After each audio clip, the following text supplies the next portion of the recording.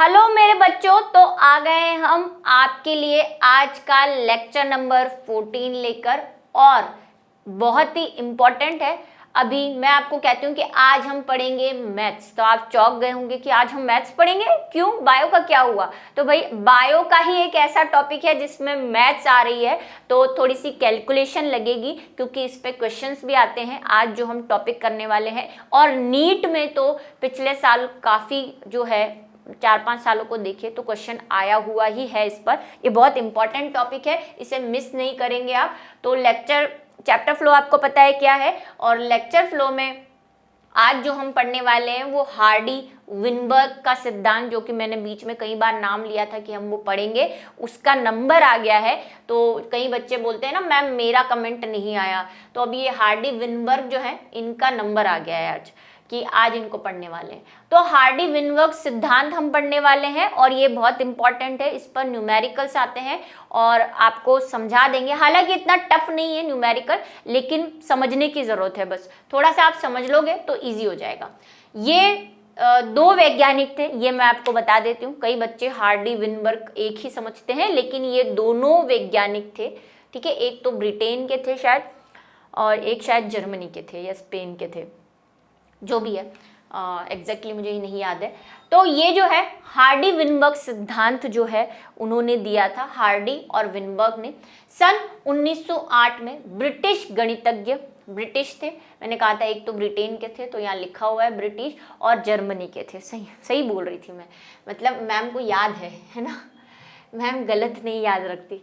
British गणितज्ञ G.H. Hardy व German चिकित्सक W.H. विनबर्ग ने स्वतंत्र रूप से जीन पूल आवृत्ति, अब यहाँ पे एक वर्ड आ गया होगा जो आपको खाया जा रहा होगा कि ये जीन पूल क्या है। इसको हम एक अलग टॉपिक के रूप में भी पढ़ेंगे, लेकिन अभी मैं आपको शॉर्ट में बता देती हूँ जीन पूल क्या है। किसी भी जाति या समष्टि की अगर हम बात करें, किसी भी पॉपुलेशन या समष्टि के सभी मेंबर्स या सभी व्यक्तियों के जीन लोकस आपको पता है, हम मेंडल वाले में पढ़ के आए हैं कि जीन लोकस क्या होता है। किसी भी गुणसूत्र पर किसी विशेष लक्षण को प्रदर्शित करने वाले जीन की स्थिति को हम जीन लोकस कहते हैं, ठीक है। तो किसी भी पॉपुलेशन या किसी भी जाति के सभी मेंबर के जीन लोकस की विभिन्न स्थिति कि सारों में वो जीन किस किस स्थिति पर पाया जा रहा है और उनकी संख्या क्या है, उस पूरी गणना को या उस पूरे समराइज को हम क्या कहते हैं, जीन पूल। पूल का मतलब, पूल क्या होता है, जिसमें बहुत पानी भरा होता है। तो यहाँ पे पूल का मतलब क्या है कि यहाँ पे जीन्स ही जीन्स भरे पड़े हैं पूरी समष्टि के, अलग अलग प्रकार के एक ही लक्षण को प्रदर्शित करने वाले अलग अलग प्रकार के जीन, जिसकी स्थिति सब में अलग अलग हो सकती है, ठीक है। सारी जो जाति के जितने भी मेंबर हैं उनमें सब में अलग अलग स्थिति हो सकती है। तो उसको इकट्ठा करना और उसकी आवृत्ति, मतलब वो कितनी बार वंशागत हो रहा है। आवृत्ति से यहाँ पे फ्रीक्वेंसी से मतलब है, फ्रीक्वेंसी क्या होती है, किसी भी चीज को रिपीट करने की संख्या। तो ये जो जीन है वो कितनी बार अगली पीढ़ी में जा रहा है, उसकी आवृत्ति की साम्यावस्था की पहचान की, ठीक है। ये बात ध्यान रखें, जीन पूल को और हम थोड़ा डिटेल में पढ़ लेंगे। उन्होंने किसी समष्टि के जीनोटाइप व एलील आवृत्तियों की गणना करने के लिए निम्न समीकरण दिया, जिसे बाइनोमिनल एक्सप्रेशन भी कहते हैं। अब ये क्या है, समष्टि का मतलब पॉपुलेशन, जीनोटाइप आप समझते ही हैं, है ना, एलील का A, B ये सब जीनोटाइप होते हैं। वह एलील आवृत्ति कि वो एलील जो है वो कितनी बार किसी पीढ़ी में या किसी व्यक्ति में कितनी बार आवृत हो रहा है। पीढ़ी में ही होगा, एक बार हम में हो गया तो अब दूसरी पीढ़ी में ही होगा, तो उसकी आवृत्ति क्या है, उसकी फ्रीक्वेंसी क्या है, इसको बताने के लिए उन्होंने क्या किया, एक समीकरण दिया। इस समीकरण को याद करना मेरे लिए लगता है आपको इजी रहेगा, क्योंकि मैथ्स का आप एक फॉर्मूला पढ़ के आए हैं, बचपन से हमें रटाया हुआ है कि a + b का होल स्क्वायर क्या होता है, a² + 2ab + b²। बस यहाँ पे a b की जगह p ले लिया है, सेम चीज है, कोई गलती नहीं है, ठीक है, याद हो जाएगा। बस आपको काम इतना करना है कि ये a + b होल स्क्वायर की जगह 1 रखना है आपको, ठीक है, क्यों एक रखना है? क्योंकि हम ये मान रहे हैं कि हम इन सब की जितने भी जीन पूल है उनकी वंशागत होने की आवृत्ति को एक काउंट करेंगे। ये हमने मान लिया है कि टोटल कितना होगा, एक, और 100 से भी करेंगे। अगर परसेंटेज निकालेंगे तब 100 के हिसाब से करेंगे। ठीक है, ये बात ध्यान रखनी है। अब चलो पहले मैं इसको एक्सप्लेन कर देती हूँ, फिर बात करेंगे। चलिए, क्या कहा हार्डी विनबर्ग ने? हार्डी विनबर्ग ने कहा कि हम कोई अगर जाति ले, जैसे हम मानव की ले लेते हैं, तो मैं मानव कोई है और उसमें अगर 100 जीन्स है, कितने जीन्स है? 100। अब ये बात मुझे बार बार नहीं बताने की जरूरत है कि हमारे जीन होमोलोगस होते हैं, मतलब हर जीन की 2 कॉपीज होती है। ये बात हम कितनी बार बता चुके हैं कि कोई भी जीन है तो उसकी एक कॉपी होगी, क्योंकि होमोलोगस यानी कि समजात गुणसूत्र हमारे पास होते हैं, और समजात गुणसूत्र उसी को कहते हैं जहाँ पे एक लक्षण को प्रदर्शित करने वाले दोनों जीन एक ही जीन लोकस पर मिलते हैं। ये बात अगर मेंडल का नियम, मेंडल वाला चैप्टर हमने पढ़ा है तो आपको भली भांति पता है। तो अब मैं ये कह सकती हूँ कि अगर 100 जीन है तो हमारे पास इसके डबल होंगे। भाई 100 तो ऐसे हैं, उसके समजात भी हैं, यानी कि 2 हैं, तो क्या ये 200 जीन्स नहीं हुए? और इसको क्या मैं अलील बोल सकती हूँ, जिसको हम इंग्लिश में एलील बोलते हैं। अब एलील क्या होते होंगे, फिर वही कहानी, क्योंकि मेंडल वाला चैप्टर अगर किसी ने मेरे से नहीं पढ़ा है, जहाँ पे मैंने फर्स्ट लेक्चर में वो टर्म्स बताई थी, तो एक बार फिर से सुन लो, फिर से समझा रही हूँ। ठीक है, कि ये 2 हमारे होमोलोगस यानी कि समजात गुणसूत्र हैं।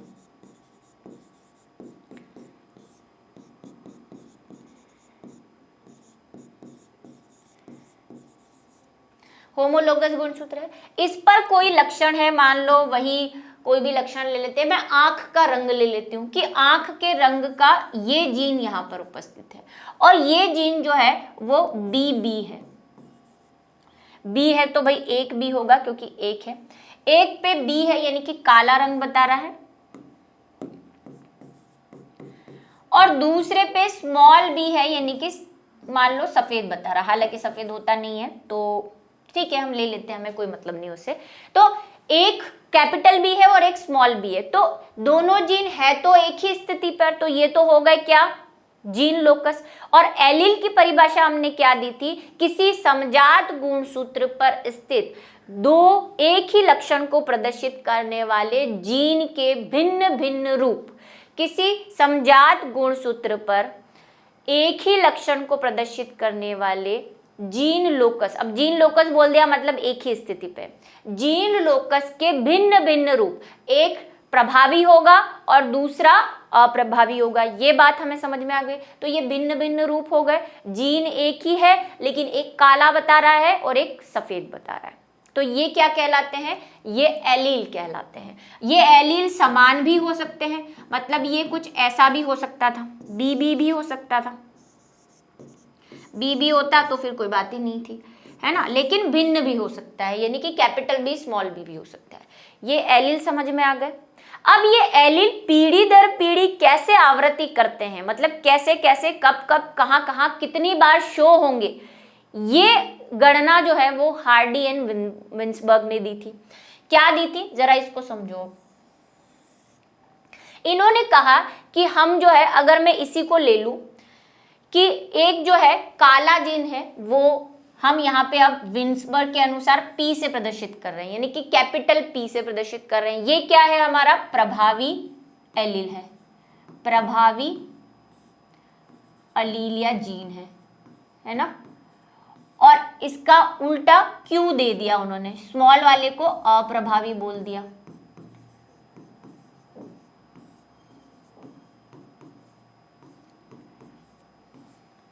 यहाँ पे एक प्रभावी एक अप्रभावी है ना, मैंने यहाँ पे कैपिटल B स्मॉल b लिया था, उन्होंने कैपिटल B स्मॉल b नहीं लिया। उन्होंने कहा कि भाई लक्षण उन्होंने कोई लिया ही नहीं, उन्होंने एक कॉमन सिंबल दे दिया कि प्रभावी को हम कैपिटल P बोलेंगे और Q क्या है, अप्रभावी हो जाएगा।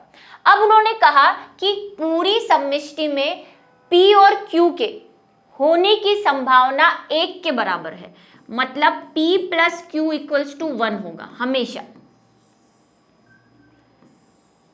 क्योंकि 2 ही जीन है, तीसरा है ही नहीं। तो अगर मान लो हमारे पास 100 जीन्स है तो 50 ही होंगे, 50 ही होंगे। उल्टे सीधे भी हो सकते, 20 ये हो सकते, 80 ये हो सकते, लेकिन टोटल कितना रहेगा इनका? 100 ही रहेगा ना, क्योंकि जीन ही 100 है। 100 में से 50-50 का रेशो भी रह सकता है, 30-30 का भी रह सकता है, कैसे भी हो, लेकिन टोटल एक ही रहेगा, जिसको मैंने कहा कि हम कभी कभी जब परसेंटेज में गिनते हैं तो इसको एक को क्या मान लेते हैं? 100 मान लेते हैं। ये परसेंटेज की बात है, वरना क्या मानेंगे? एक मानेंगे। अब इस एग्जाम्पल से देखना, अब हमारे पास कितने एलील्स है? 200 एलील है। 100 है और दोनों के 2-2 रहेंगे तो 200। 200 में मैं बोलती हूँ कि हमारे पास पी जो है वो 160 बार प्रदर्शित हो रहा है पीढ़ी में। जब हमने पीढ़ी दर पीढ़ी मेंडल की तरह एक्सपेरिमेंट किए तो हमें पता चला कि हर पीढ़ी में हमें पी जो है वो 160 बार मिला, ठीक है। और क्यू जो है वो हमें मिला 40 बार। तो हो गया 160 प्लस 40, 200 हो गया, ठीक है। अब मैं अगर इनका रेशो निकालूं तो क्या हो जाएगा?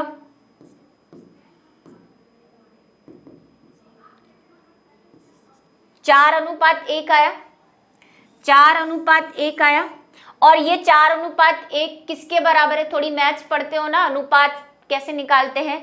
200 में से अगर 4:1 है मतलब 160 और 40 का रेशो होगा, है ना। मैथ्स मुझे याद दिलाने की जरूरत नहीं है ना, ठीक है। अनुपात ऐसे ही निकाला जाता है, ये अनुपात है। अब इस अनुपात को मैं एक की फॉर्म में लेना चाहती हूँ, तो मैं क्या लिख सकती हूँ? मैं इस एक को ऐसे लिख सकती हूँ क्या? 0.8 प्लस 0.2 इक्वल्स टू 1।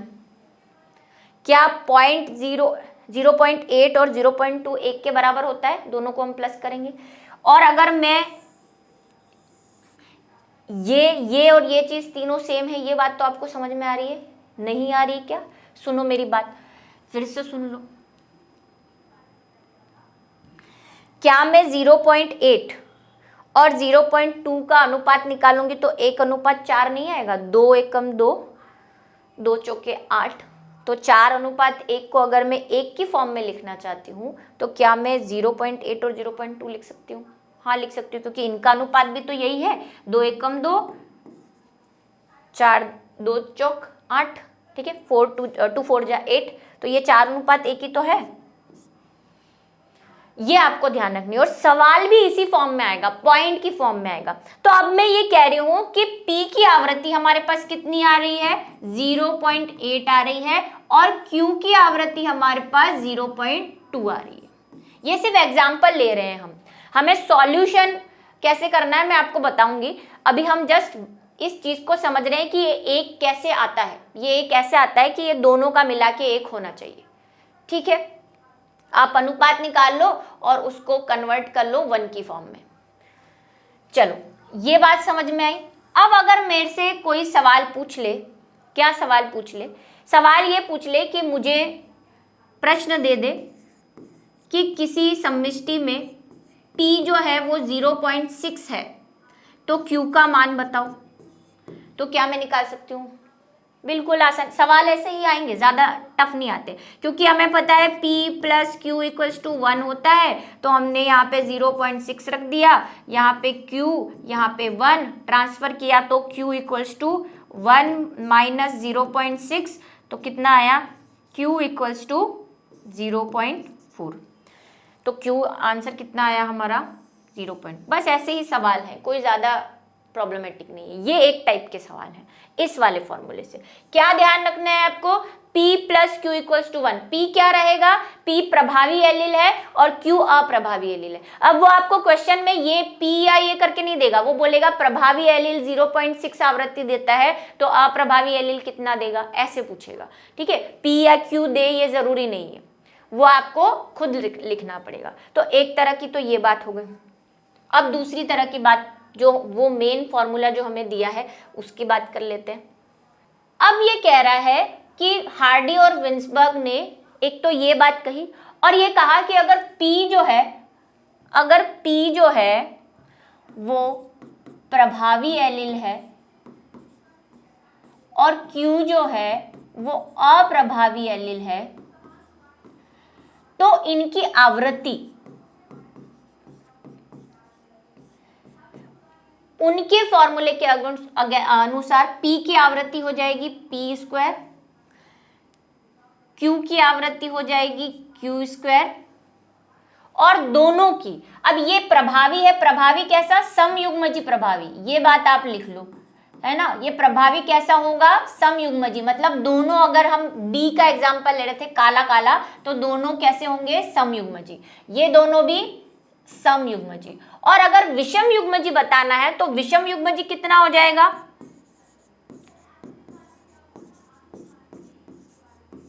विषम युग्मजी क्या होता है, एक कैपिटल होता है और एक स्मॉल होता है। तो हमारा कैपिटल वाला अगर हम P ले रहे हैं तो स्मॉल वाला Q ले रहे हैं, तो क्या ये ऐसा नहीं लिख सकते, इसको जरूर लिख सकते हैं। यही हुआ, एक कैपिटल एक स्मॉल। हमारा यहाँ पे कैपिटल क्या है, P प्रभावी, और अप्रभावी होता है तो एक हमारा क्या है, Q है, जिसको हम ऐसे भी समझ सकते हैं। वहां पे भी आप लिख लो, पिछले बोर्ड पे भी, ताकि कंफ्यूज ना हो। ये कैसे हैं, दोनों समयुग्मजी हैं। अब मैं उस फॉर्मूले पे आ रही हूं जो उन्होंने दिया है, ठीक है। समयुग्मजी, ये दोनों कैसे हैं, समयुग्मजी प्रभावी और समयुग्मजी अप्रभावी। अब कुछ बच्चे जो अभी अभी जुड़े हैं वो कह रहे होंगे समयुग्मजी क्या होता है, ऐसे युग्म जिसमें दोनों या तो कैपिटल कैपिटल हो या दोनों स्मॉल स्मॉल होते हैं, उनको हम समयुग्मजी यानी होमोजाइगस या होमोजाइगस क्रोमोसोम या जीन्स कहते हैं, ठीक है। अभी के लिए इतना समझ लो, क्योंकि डिटेल अभी नहीं हो पाएगी। अब उस फॉर्मूले पर आते हैं। उनका ये कहना है कि P स्क्वायर किसकी आवृत्ति है, प्रभावी वाले की। अब वो प्रभावी कैसा होगा, समयुग्मजी, plus 2PQ plus Q square. इस फॉर्मूले से भी हम क्या कर सकते हैं, आवृत्तियों को पता कर सकते हैं, आवृत्ति को पता कर सकते हैं। अगर हमसे पूछे कोई भी क्वेश्चन देके कि P की आवृत्ति बताओ, Q की आवृत्ति बताओ या विषम युग्मजी आवृत्ति बताओ, तो फिर हम इस फॉर्मूले से उसको निकालेंगे। और विषम युग्मजी हमेशा किससे निकलेगी, 2PQ से निकलेगी। PQ मत कर देना कभी भी, 2PQ से निकलेगी। जैसे हम एक ले लेते हैं, प्रश्न ले लेते हैं आपको समझाने के लिए, और ये किसके बराबर होगा, 1 के बराबर। जैसे मान लो उसने कहा कि अगर समष्टि में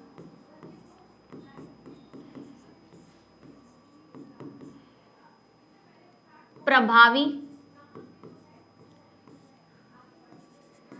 एलील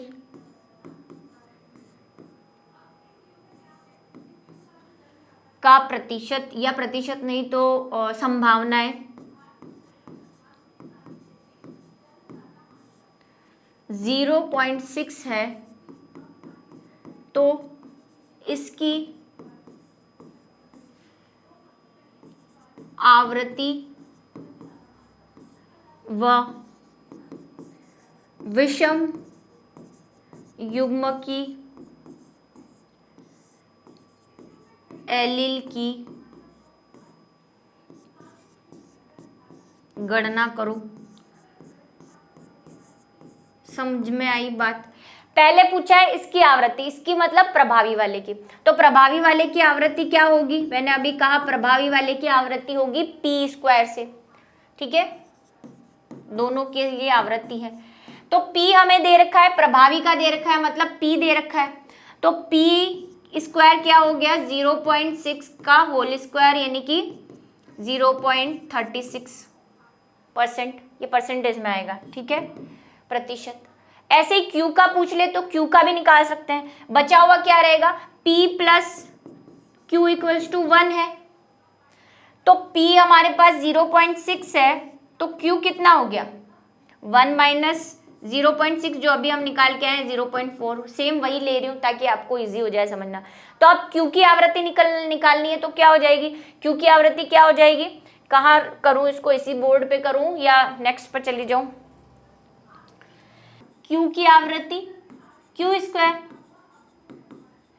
और वो भी 0.4 का होल स्क्वायर, मतलब क्या हो गया 0.60%,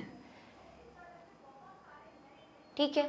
अब ये पूछ रहा है विषम युग्मजी की, तो विषम युग्मजी कैसे निकालोगे, उसी फॉर्मूले से।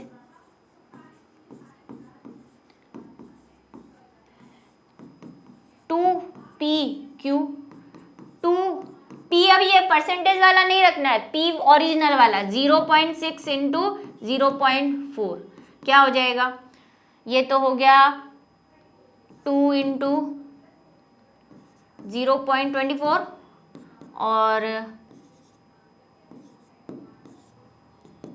ठीक है, ये आ गई विषम युग्म जी की। सही किया है ना भाई, 24 दूना 48, हाँ 6 24, ठीक है। चलो आई बात समझ में, बस ऐसे सिंपल से आएंगे, ज़्यादा कोई मगजमारी नहीं है। आए हुए भी है नीट में, अभी हम जब जो बच्चे बैच से जुड़े हुए हैं वो ऐप पर जब होमवर्क सॉल्यूशन देखेंगे उसमें ने 2-3 डाले हैं, आप देख लीजिएगा। हालांकि अभी वो डला नहीं है लेकिन आपको मिल जाएगा, ठीक है। चलो अब बात कर लेते हैं उन्होंने क्या कहा, वही जो हमने कहा अभी तक कि भाई p square 2pq q square बराबर 1, ये फॉर्मूला दिया। इसमें p स्क्वायर क्या है, समयुग्मजी प्रभावी है, सब कुछ लिख दिया है मैंने, वहां पे बोर्ड पे भी लिख दिया है, यहाँ पे फिर से आपको लिख के दे दिया है। p क्या है, प्रभावी एलील की आवृत्ति है। अब a लिखो या नहीं लिखो आपकी मर्जी है, कंफ्यूज नहीं हो तो लिख सकते हो। q स्क्वायर समयुग्मजी अप्रभावी है और q क्या है, अप्रभावी एलील की आवृत्ति है, ठीक है। 2p क्या है, विषम युग्मजी जीवों की आवृत्ति, यानी कि a जो एक सम और एक विषम होगा। और ये बात ध्यान रखनी है कि p plus Q equals to 1 होगा, क्योंकि कुल 2 एलील उपस्थित होते हैं, ठीक है। 2 है, 3 होंगे तो भी p plus Q plus t equals to 1 हो जाएगा, 1 रहेगा हमेशा, ठीक है। Q square t square equals to 2pq, Q square और 1, केवल यह जीनोटाइप है। ये क्या है, ये सिर्फ जीनोटाइप के लिए है, फिनोटाइप नहीं पता कर सकते हम इससे।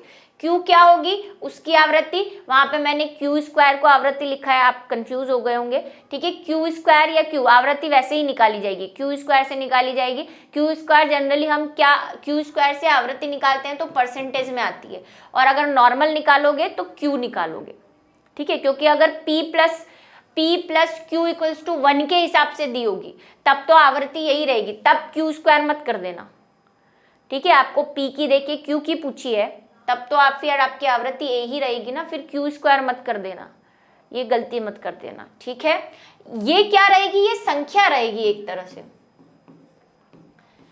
आप कंफ्यूज तो नहीं हो रहे, देखो मैं वहां से हटा देती हूँ, रुक जाओ, हाँ यहां से हटा दूं क्या, आप कंफ्यूज नहीं हो इसीलिए यही काम करते हैं। देखो ये क्या है, संख्या, इसको संख्या कर दो तो आप है ना, ये भी संख्या है। अगर संख्या निकालनी है तो आप क्या करोगे, ये वाला फॉर्मूला लगाओगे, और आवृत्ति के लिए क्या कर देना, इसको कर देना, ये ऊपर वाला और ये नीचे वाला, ठीक है। आप इसको ध्यान में रखो, ये वाला जो मैंने यहाँ पे टाइप किया है उसको ध्यान में रखो तो ज़्यादा बेटर है। इसको नोट कर लेना, ये सब एक साथ है, और न्यूमेरिकल तो समझ में आ ही गए होंगे, इसको नोट कर लेना, उसको अभी रहने देना। ये वाला समझने के लिए आप कर सकते हो, ठीक है, और इसको रहने देना, और ये फॉर्मूला चाहो तो नोट कर लो, ठीक है।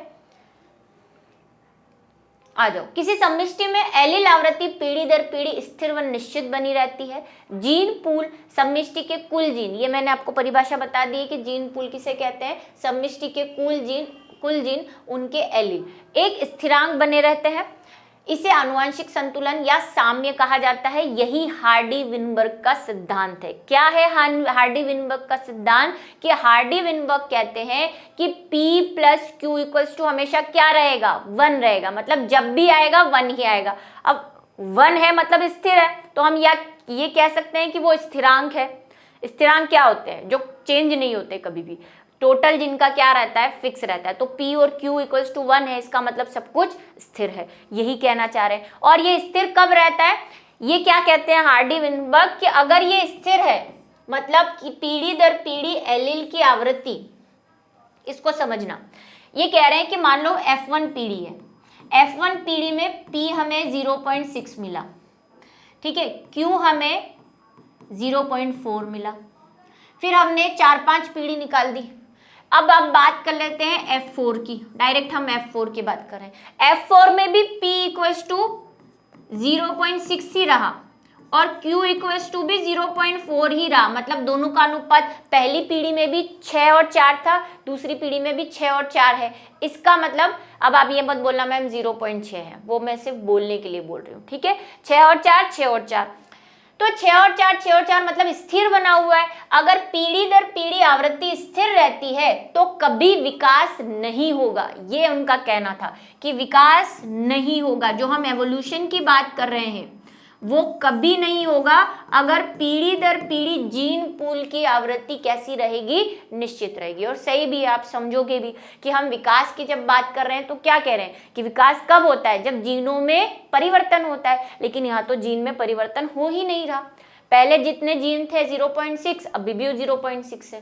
पहले इसमें 0.4 थे, चौथी पीढ़ी में भी 0.4 है। तो जब जीन में चेंज ही नहीं हो रहा तो विकास कैसे होगा। सिंपल सी लैंग्वेज में अगर आप इसको समझना चाहते हैं तो यही कहना चाह रहे हैं ये, ठीक है, कि अगर आवृत्ति यानी कि जीनों की आवृत्ति या एलील की आवृत्ति पीढ़ी दर पीढ़ी निश्चित बनी रहती है तो जीन पूल जिसको हम कह रहे हैं वो कैसे रहेंगे, स्थिरांक रहेंगे। और इससे आनुवांशिक संतुलन बना रहेगा। संतुलन मतलब परिवर्तन नहीं हुआ।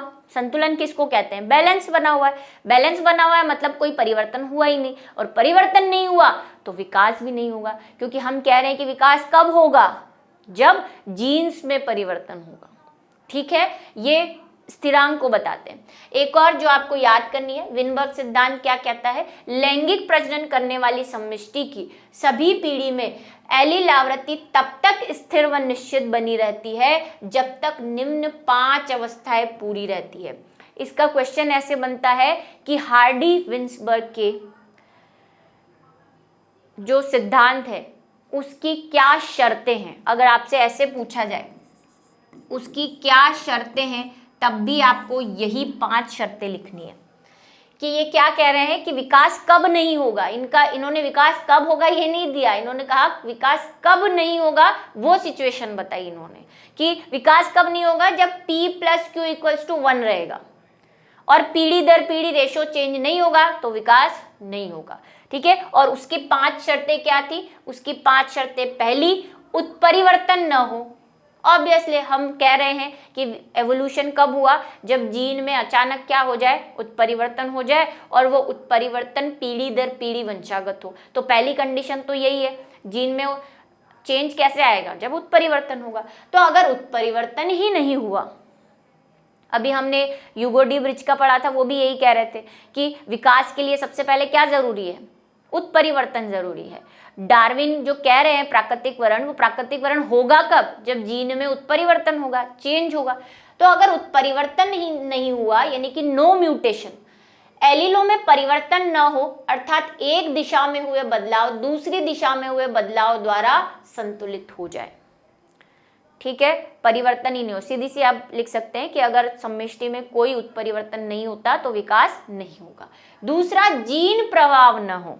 अब ये जीन प्रभाव क्या है मैं आपको समझाती हूँ। नो जीन फ्लो, समष्टि में एलील का बाहर की ओर अथवा समष्टि की ओर प्रवाह न हो तो समष्टि एलील समष्टि में ही रहेगी। इसकी क्या कहानी है मैं आपको समझाती हूँ थोड़ा डिटेल में। देखो, तीसरा वाला भी समझेंगे। ये एक पॉपुलेशन है। अब पॉपुलेशन की परिभाषा में कई बार बता चुकी हूँ। हम अभी क्या पढ़ रहे हैं, जीन प्रवाह क्या होता है, प्रवाह क्या होता है, जीन फ्लो जिसको कहते हैं इंग्लिश में, वो क्या है। ये एक पॉपुलेशन है। पॉपुलेशन यानी समष्टि की मैं परिभाषा कई बार दे चुकी हूँ, किसी विशेष क्षेत्र में पाए जाने वाली जातियों या जाति जो आपस में प्रजनन कर सकती है, अंतर प्रजनन कर सकती है। तो एक पॉपुलेशन ये है, मान लो कि ये हमारे यहाँ की भारत की पॉपुलेशन है, और ये हम मान लेते हैं कि अमेरिका की पॉपुलेशन है ना। ये इंडिया के लोग हैं और ये अमेरिका के लोग हैं। अब क्या हुआ कि इंडिया के लोग नौकरी करने के लिए अमेरिका गए। ये लो, भेज दो इनको। मैं अलग कलर में बनाऊं क्या तो ज़्यादा आपको अच्छे से दिखा। इसको हम इंडिया वालों को ब्लू बनाते हैं, है ना। नौकरी करने गए, मान लो ये एक गया, ये यहाँ रहा, इसने वहीं पे किसी से शादी कर ली, बच्चे पैदा कर लिए। तो यहाँ पे इंडिया वाले जो जीन्स थे, इंडियन जीन्स थे, उनकी आवृत्ति क्या हो रही है, बढ़ रही है। और यहाँ पे इंडिया वाले जो जीन्स थे उनकी आवृत्ति क्या हो जाएगी, कम हो जाएगी, क्योंकि यहाँ पे वो इंसान है ही नहीं, उसके बच्चे भी नहीं हो रहे, तो आवृत्ति तो कम होगी ना। आवृत्ति क्या है, किसी जीन का एक पीढ़ी से दूसरी पीढ़ी में जाना। तो ये वाला जो था बंदा यहाँ पे था, तब तक तो इसके जीन अगली पीढ़ी में जा रहे थे, लेकिन अब ये फॉरेन चला गया अमेरिका, तो इसके जीन वहां पे बढ़ रहे हैं, तो इनकी और इसकी अनुपात में परिवर्तन आ जाएगा ना। पहले यहाँ पे 3 थे, यहाँ पे 3 थे, अब यहाँ पे कितने हो गए 2, और यहाँ पे कितने हो गए 4, तो अनुपात में चेंज आ गया ना। तो यही क्या होता है जीन फ्लो, कि किसी जाति विशेष का, अब जाति विशेष जा रही है मतलब जीन लेकर जा रही है अपने, जीन विदेश में तो छोड़ के जाएगी नहीं, तो किसी जीन्स का दूसरी जगह पे जाना, जिसको हम बोलते हैं माइग्रेशन, आप सोशल में पढ़ते हो है ना, एक जगह से दूसरी जगह जाना, माइग्रेट होना। तो ये माइग्रेशन की वजह से क्या होगा, जीन की आवृत्ति में चेंज आ जाएगा, इधर आवृत्ति कम हो जाएगी, उधर आवृत्ति बढ़ जाएगी, लोग बढ़ जाएंगे, जीन्स बढ़ जाएंगे, वंशागति बढ़ जाएगी, और इधर कम हो जाएगी। तो अगर जीन फ्लो न हो, मतलब ऐसा ना हो कि इंडिया का कोई लोग अमेरिका जाए, कोई अमेरिका के लोग इंडिया है, ऐसा हो ही नहीं, तो फिर कभी कोई जीन दूसरी जगह जाएगा ही नहीं, और जाएगा नहीं तो कोई चेंज आएगा ही नहीं, और चेंज नहीं आएगा तो फिर विकास नहीं होगा, क्योंकि विकास तो परिवर्तन से होता है। ठीक है, ये इंडिया वाले इंडिया ही रहेंगे, अमेरिका वाले अमेरिका ही रहेंगे, तो इनमें कभी भी कोई विकास की गुंजाइश है ही नहीं। जिसका बार बार मैं एग्जांपल देती हूँ, वो अंडमान निकोबार के वो जो ट्राइबल लोग हैं, वो क्या करते हैं, अपनी रिश्तेदारों में शादी करवा देते हैं, वो कई बार जाते ही नहीं, तो धीरे धीरे उनका जो जीन पूल है वो छोटा होता रहेगा, उनमें कभी कोई एवोल्यूशन आएगा ही नहीं, वो वैसे ही रहेंगे, उनके जीन्स भी वैसे रहेंगे, वो खुद भी वैसे रहेंगे, माइंड बॉडी सब कुछ कभी विकसित होंगे ही नहीं, वो जैसे हैं हमेशा वैसे ही रहेंगे, क्योंकि वो अंदर ही अंदर क्या कर रहे हैं, सिर्फ प्रजनन कर रहे हैं, उनमें कभी भी जीन प्रभाव नहीं होगा, कोई आता नहीं, किसी को आने देते नहीं, ना वो कहीं जाते हैं। दूसरा है रैंडममेटिक, ये मैंने आपको एक एग्जांपल दिया था, संयोगिक या संयोगिक मैथुन। जीवों में मैथुन याच्छ्रदित का मतलब भी रैंडम होता है, संयोग के आधार पर हो, उनके जीनोटाइप और फिनोटाइप के आधार पर युग्मों का चयन न हो। ये क्या कह रहा है, सुनना मेरी बात को, कि अगर रैंडम मैटिंग नहीं हो, रैंडम मैटिंग किसको कहते हैं, कि जनरली आप पॉरीफेरा या मेंढक में देखते हैं, जैसे मेंढक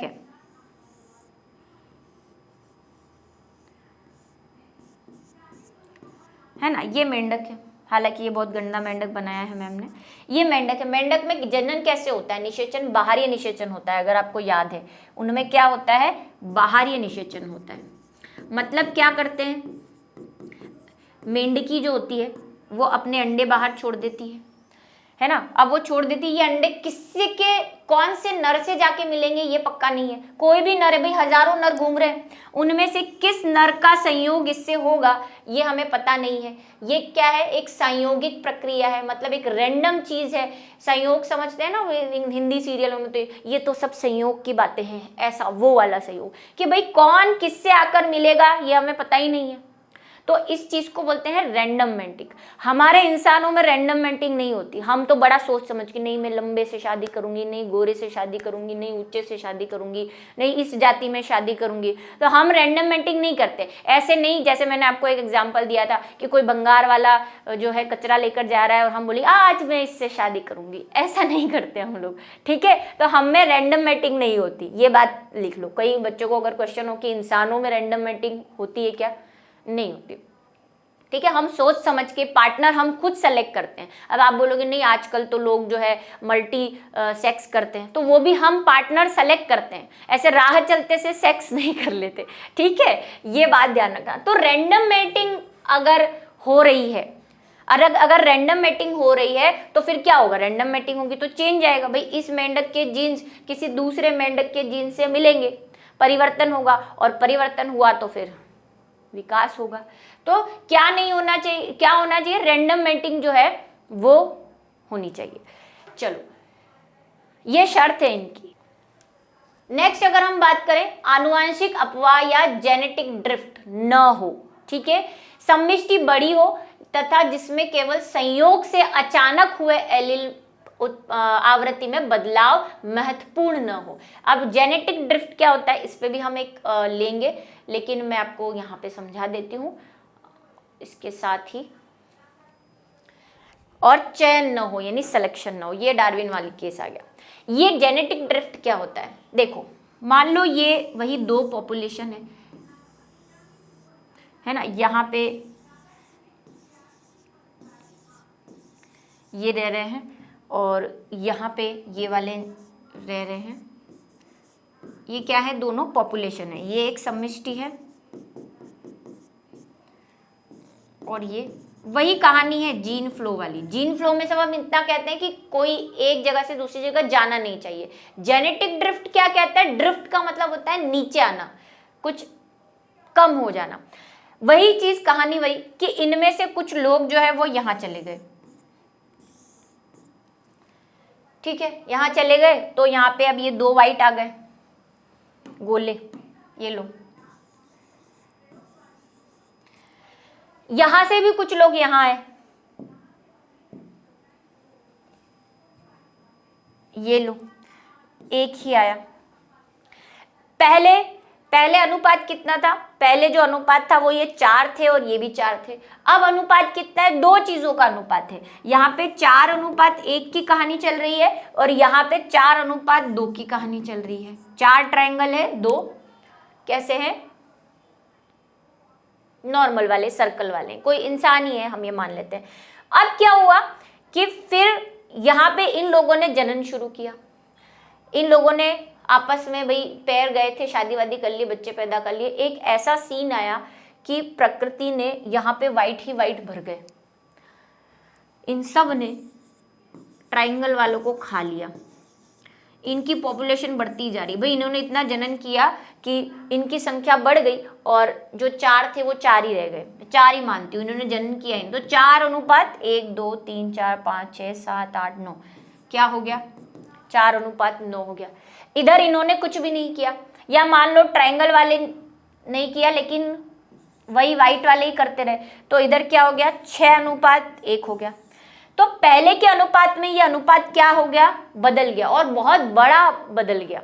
तो इसको बोलते हैं हम जेनेटिक ड्रिफ्ट, यानी कि गिराव आना। ट्रायंगल वालों की संख्या में क्या आ गया, गिराव आ गया। किस वजह से, क्योंकि जीन फ्लो हुआ, उधर से जब लोग आए और उन्होंने मैटिंग करना शुरू किया तो इनके अनुपात में क्या हो गई, कमी हो गई। उसको बोलते हैं जेनेटिक ड्रिफ्ट। मैं आपको और डिटेल में टॉपिक लेकर आऊंगी, दोनों समझेंगे इसको। बड़ी समष्टि ये किस में होगा हमेशा, ये बात ध्यान रखना। एक बार नीट में क्वेश्चन आया हुआ है कि जेनेटिक ड्रिफ्ट किस में होता है, बड़ी समष्टि में होगा, लार्ज लेवल पर, ठीक है। इसमें केवल संयोग से अचानक हुए।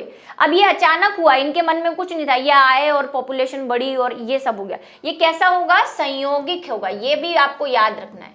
रैंडम होगा, ये रैंडमली कुछ लोग आए और उन्होंने यहाँ की पॉपुलेशन में चेंज कर दिया।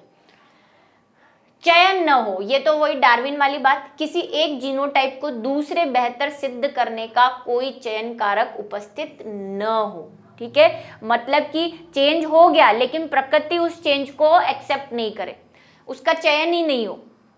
उत्परिवर्तन भी हुआ, चलो उत्परिवर्तन भी हो गया है ना, उसके जीन्स जो है वो वंशागत भी हो रहे हैं, लेकिन प्रकृति उस लक्षण को अगर सेलेक्ट नहीं कर रही है तो क्या विकास होगा, नहीं होगा, क्योंकि प्रकृति ने उसको चयन नहीं किया, उसके आगे कोई वंशागत हुई नहीं, बच्चे हुए ही नहीं, तो वो फिर कोई विकसित जीव हमारे सामने आया ही नहीं। तो चयन न होना भी विकास न होने के लिए जरूरी है। यह हार्डी-विनबर्ग क्या कहते हैं, मैं फिर से आपको बता रही हूँ, ये विकास नहीं होने की कंडीशन दे रहे हैं कि विकास कब कब नहीं होगा, इन 5 कंडीशन में। जब किसी का सिलेक्शन नहीं हो, किसी भी लक्षण का, जेनेटिक ड्रिफ्ट ना हो, मतलब ऐसा कुछ ना हो सीन कि कुछ बढ़ जाए कुछ घट जाए, रेशो, क्योंकि पहले ही वो बोल चुके हैं कि रेशो कैसा रहना चाहिए, अनुपात कैसा रहना चाहिए, स्थिर, लेकिन यहाँ पे तो नहीं रह रहा। जेनेटिक ड्रिफ्ट में अनुपात निश्चित नहीं रहता, 4 से 6 पर आ गया है, ये जेनेटिक ड्रिफ्ट है, तो जेनेटिक ड्रिफ्ट नहीं होना चाहिए। दूसरा, संयोगिक रैंडम मैटिंग होनी चाहिए, मतलब किसी का भी किसी से भी क्या करवा लो, सेक्सुअल इंटरकोर्स करवा लो, और वो भी रैंडम होना चाहिए, तब विकास नहीं होगा। जीन फ्लो नहीं होगा तब विकास नहीं होगा, क्योंकि जीन फ्लो नहीं होगा तो जीन चेंज नहीं होंगे, जीन चेंज नहीं होंगे तो आवृत्ति हमेशा p + q = 1 रहेगी और उत्परिवर्तन नहीं हो। ठीक है, ये सारी बातें जो हैं ये इनकी कंडीशन से, एक बार बोर्ड में इस पे सवाल आया हुआ है कि हार्डी-विंसबर्ग के ने विकास न होने की क्या क्या शर्तें दी थी या क्या क्या कंडीशंस थी, तो ये कंडीशंस जो है आपको याद रखनी है। हाँ, एक और इसको क्वेश्चन को दूसरी तरीके से ये पूछा जा सकता है, कारक लिख दूं क्या मैं यहाँ पे, शर्तें तो लिखा ही था मैंने, कारक है ना, हार्डी-विंसबर्ग के कारक भी बोलते हैं इसको, हार्डी-विंसबर्ग सिद्धांत के कारक यानी कि फैक्टर्स, ये 2-3 वर्ड जो है वो आप ध्यान में रखेंगे। तो इसके साथ जो है हमारा आज का जो लेक्चर है वो समाप्ति की ओर चलता है, और ये काफ़ी कुछ पढ़ा, इसे आप नोट कर लें, थोड़ा इम्पोर्टेंट है क्योंकि नीट में भी क्वेश्चन आया हुआ है और बोर्ड में भी आया हुआ है। ठीक है, तो इसी के साथ आज हम विदा लेते हैं, कल फिर मिलेंगे अगले वीडियो लेक्चर में अगली कुछ नए टॉपिक्स के साथ।